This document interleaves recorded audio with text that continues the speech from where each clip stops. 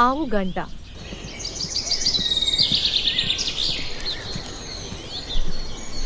అమరావతి పక్కన ఉన్న ఒక శాంతమైన గ్రామంలో రాము అనే రైతు జీవించేవాడు.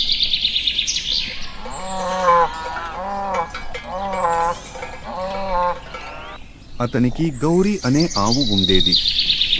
ఆమె మెడలో మెరిసే పిత్తల గంట ఉండేది.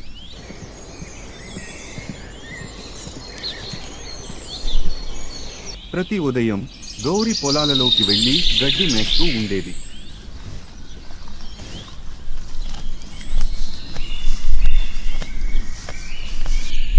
ఆమె మెడలోని గంట ప్రతి అడుగుతో మోగుతూ రైతు రాముకి ఆమె ఎక్కడుందో తెలియజేసేది.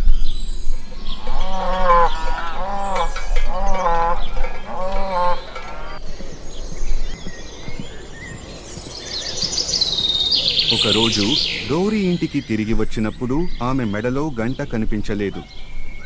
రైతు ఆశ్చర్యపోయాడు. నీ గంట ఎక్కడమ్మా అని అడిగాడు. గౌరీ మేక మేక చేసింది తప్ప చెప్పలేదు.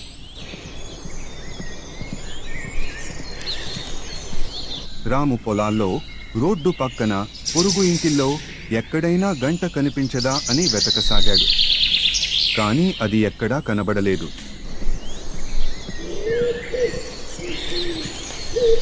అతిథితంగా అటవీ లోపల ఒక నక్క గౌరీ మెడ నుండి తీయబడిన గంటను దొంగిలించింది. అది మెడలో పెట్టుకుని గర్వంగా చుట్టూ తిరుగుతూ మోగించసాగింది.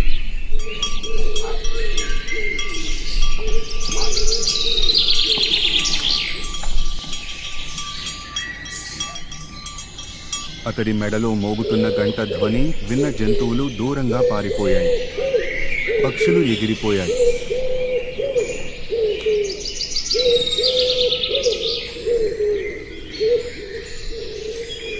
ఇప్పుడు నక్కకు ఆహారం దొరకడం లేదు.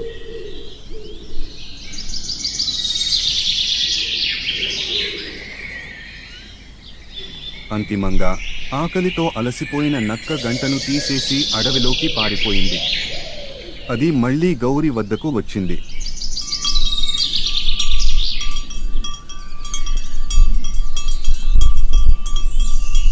అప్పుడు మళ్లీ ప్రతిరోజు ఉదయం ఆవు మోగించే గంటా ధ్వనితో గ్రామం మేల్కొనసాగింది. మళ్లీ ప్రతిదీ శాంతంగా మారింది.